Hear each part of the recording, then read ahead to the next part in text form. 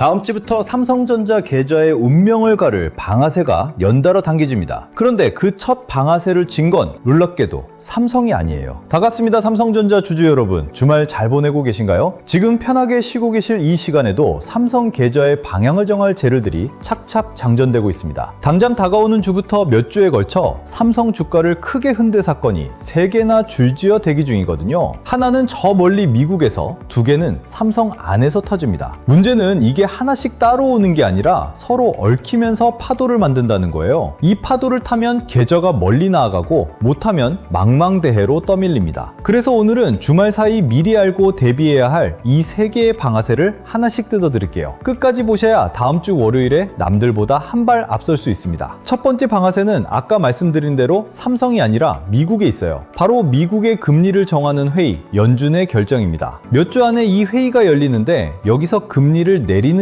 마느냐가 삼성 주가의 밑바닥을 흔들어요. 왜 남의 나라 금리가 내 삼성 계좌를 흔드느냐? 이상하시죠? 간단합니다. 금리를 내리면 시중에 돈이 풀리고 그 돈이 위험을 감소하고 주식으로 흘러들거든요. 특히 외국인 자금이 한국 같은 시장으로 들어오는데 그 돈이 가장 먼저 사는 대장주가 바로 삼성전자예요. 반대로 금리를 안 내리거나 분위기가 딱딱하게 나오면 들어오려던 돈이 발길을 돌립니다. 그러면 삼성부터 흔들리는 거죠. 그러니까 이 회의는 삼성 실적하고 상관없이 판 전체의 물길을 트느냐 막느냐를 결정하는 첫 관문인 겁니다. 그런데 이 회의보다 먼저 예고편 같은 신호가 하나 옵니다. 바로 미국의 고용 성적표예요. 다가오는 주에 미국이 일자리가 얼마나 늘었는지를 발표합니다. 이게 왜 중요하냐면 연준이 금리를 내릴지 말지를 정할 때 이 고용 숫자를 결정적으로 보거든요. 일자리가 예상보다 적게 늘었다. 그러면 경기가 식고 있다는 신호라 금리를 내릴 명분이 생깁니다. 시장은 이걸 호재로 읽고 삼성 같은 대장주에 미리 기대를 걸기 시작하죠. 반대로 일자리가 펄펄 끓게 늘었다. 그러면 금리를 내린 이유가 사라져요. 잔뜩 부풀었던 기대가 실망으로 바뀌면서 매물이 쏟아질 수 있습니다. 그러니까 다가오는 주에 이 고용 숫자는 몇 주 뒤 본 게임의 방향을 미리 귀뜸해주는 예고편이 셈이에요. 이걸 놓치면 정작 큰 회의 때 왜 이렇게 움직이는지 영문도 모르고 당합니다. 여기까지가 바깥에서 오는 첫 번째 파도였다면 이제 삼성 안에서 올라오는 두 번째 방아쇠로 가볼게요. 바로 삼성이 직접 만드는 두뇌칩 엑시노스입니다. 다들 스마트폰 안에 든 두뇌칩 하면 미국 퀄컴을 떠올리시죠? 그동안 삼성 갤럭시조차 그 퀄컴 칩을 상당 부분 사다 써왔습니다. 그런데 삼성이 새로 만든 엑시노스 2700이라는 칩이 내부 시험에서 퀄컴의 최신 칩을 앞섰다는 소식이 나왔어요. 성능이 밀려서 못 쓰던 칩이 아니라 이제는 남의 칩을 이겼다는 겁니다. 이게 왜 삼성 계좌에 중요할까요? 삼성이 남의 칩을 사다 쓰면 그 돈이 밖으로 나가지만 자기 칩을 쓰면 그 돈이 고스란히 삼성 안에 남거든요. 게다가 이 칩을 만드는 공장도 삼성 거라 공장 일감까지 같이 늘어납니다. 핵심은 시점이에요. 이 엑시노스 2700이 하반기부터 본격 생산에 들어간다고 알려져 있거든요. 지금이 바로 그 하반기 초입입니다. 그러니까 몇 주 안에 이 칩의 생산이 시작됐다거나 얼마나 잘 뽑히고 있다거나 하는 소식이 언제 나와도 이상하지 않은 자리죠. 만약 생산이 순조롭게 시작됐다는 소식이 나오면 시장은 이걸 두 겹의 호재로 읽습니다. 칩을 파는 사업부도 좋고 그 칩을 찍어내는 공장 사업부도 좋으니까요. 반대로 잘 안 뽑힌다, 수율이 낮다는 얘기가 나오면 기대가 한풀 꺾일 수 있습니다. 첨단 칩일수록 처음엔 분량이 많이 나오는 게 숙제거든요. 그래서 이 엑시노스는 삼성이 남에게 기대던 처지에서 스스로 버는 회사로 올라서느냐를 보여주는 시금석인 겁니다. 자, 그런데 여러분, 이쯤에서 이런 생각 드시죠? 칩이 좋아진 건 알겠는데 그래서 삼성 주가는 대체 어떻게 되는 거냐? 맞으시죠? 그 답을 준 게 바로 세 번째 방아쇠, 인공지능 시대의 진짜 노른자인 HBM입니다. 인공지능을 돌리려면 엄청난 기억장치가 필요한데 그 최고급 기억장치가 바로 이 HBM이에요. 그리고 이걸 가장 많이 사가는 큰손이 바로 인공지능 칩의 제왕, 엔비디아죠. 삼성은 이 엔비디아에 최신 HBM을 납품하는 회사 중 하나고요. 지금 삼성은 이미 납품을 시작한 단계를 넘어 엔비디아의 다음 세대 인공지능 장비인 베라루빈에 들어갈 물량까지 준비하고 있어요. 문제는 이 큰손 시장에서 삼성이 얼마나 많은 몫을 차지하느냐입니다. 바로 이 몫이 커지느냐 마느냐가 삼성 계좌의 진짜 승부처예요. 여기엔 냉정하게 봐야 봐야 할 그림자도 분명히 있습니다. 좋은 얘기만 듣고 뛰어들면 발을 헛디뎌요. 이 HBM 시장은 삼성 혼자 뛰는 게 아니에요. SK 하이닉스라는 강력한 경쟁자가 앞서 달리고 있고 미국의 마이크론도 뒤를 쫓고 있습니다. 삼성이 몫을 늘리려면 이 둘과 정면으로 싸워 이겨야 하는 거죠. 게다가 최신 칩일수록 잘 뽑아내는 게 관건인데 이게 삼성한테 아직 넘어야 할 산으로 남아있어요. 아무리 성능이 좋아도 양을 못 대면 몫을 못 가져오니까요.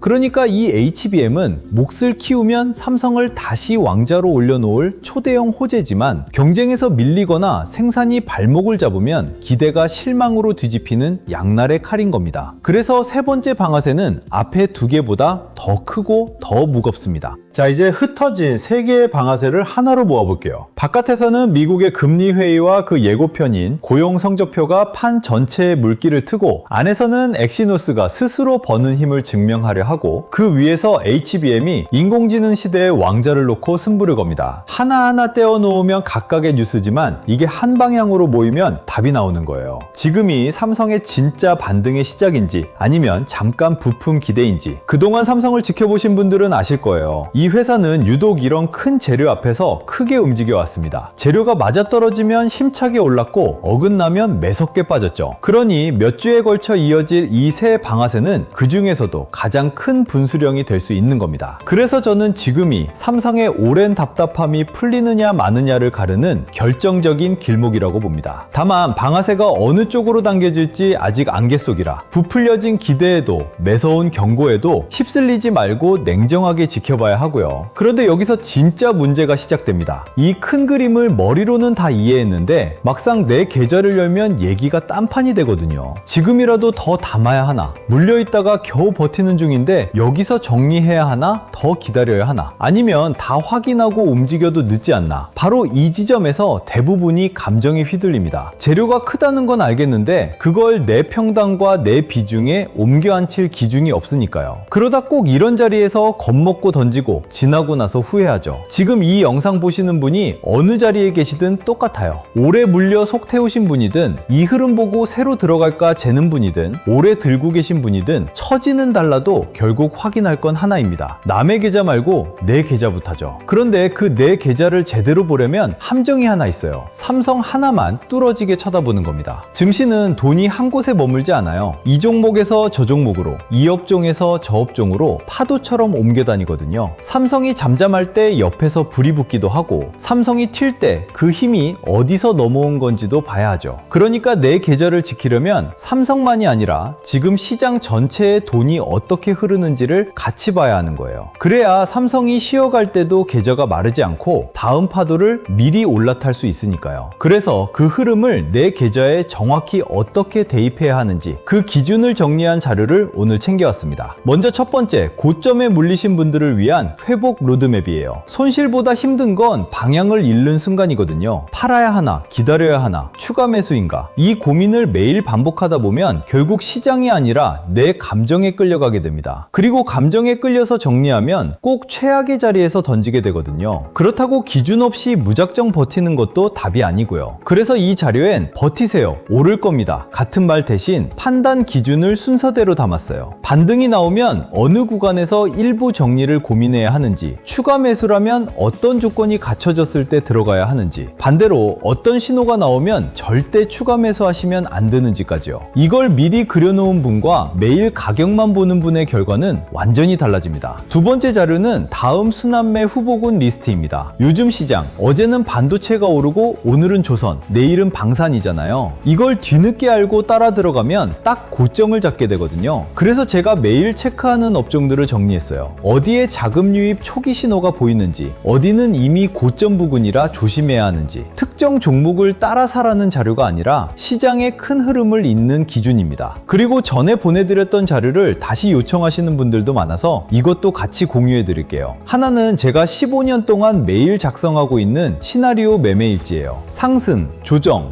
횡보 이렇게 세 가지로 나눠서 각 상황마다 어떻게 대응할지를 미리 짜뒀습니다. 매일 아침 보시면 그날 시장을 어떻게 봐야 할지 할지 기준이 잡히실 거예요. 또 하나는 제가 직접 만든 자가진단 시트인데요. 평단, 비중, 멘탈 상태를 입력하시면 1분 만에 내 계좌 위험 등급이 나오는 시트입니다. 내 상태를 알아야 다음 대응을 정할 수 있잖아요. 이 진단 시트가 그 첫걸음을 잡아드릴 거예요. 그리고 신청하신 분들께는 제가 운영하는 무료 흐름 공유방 입장 안내도 함께 드려요. 솔직히 자료는 한 번 받는 걸로 끝나는 면이 있잖아요. 그런데 시장은 매일 바뀌죠. 갑자기 굵직한 이슈가 터지거나 분위기가 달라질 때 영상보다 조금 더 빠르게 중요한 내용을 공유해드리는 곳이에요. 자료로 기준을 만들고 공유방에서 그 기준을 실제 시장에 어떻게 적용하는지 함께 확인하는 구조라고 보시면 됩니다. 여기에 더해서 댓글로 종목 물어보시는 분들이 많아서 제가 하루에 20분 정도 선정해서 국내는 물론 해외 주식까지 무료로 봐드리는 시간도 가지려고 해요. 여기서 확실하게 말씀드릴게요. 이 자료들은 전부 무료입니다. 유료 상품도 매수 매도 타점을 알려드리는 것도 아니에요. 제가 드리고 싶은 건 시장을 바라보는 기준 하나예요. 그 기준만 서 있어도 작은 변동에 흔들리는 일이 훨씬 줄어들거든요. 저는 구독과 좋아요, 댓글에 구독 완료라는 인사 하나면 충분합니다. 그 음원으로 채널이 크는 거라 서로가 서로를 돕는 구조예요. 받는 방법은 간단합니다. 첫째, 구독과 좋아요. 둘째, 댓글에 구독 완료라고 남겨주세요. 셋째,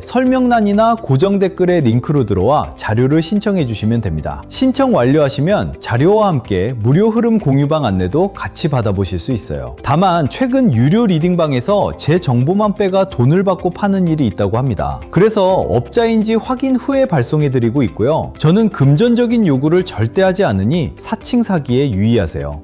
지금 물려 계신 분도 지켜만 보시는 분도 오늘 막 들어오신 분도 처한 자리는 다 다르시죠. 그래도 결국 확인할 건 내 계좌 하나예요. 앞으로 시장이 실제로 어떻게 굴러가는지 여러분이 매일 가격을 붙들고 계실 필요 없어요. 중요한 길목마다 제가 정리해서 짚어드릴 테니 여러분은 편한 마음으로 이 큰 흐름만 같이 봐주시면 됩니다. 다음 영상에서는 삼성의 흐름이 그 다음 어디로 이어지는지 그 첫 신호를 짚어드릴게요. 오늘 하루도 정말 고생 많으셨습니다. 끝까지 시청해 주셔서 감사합니다.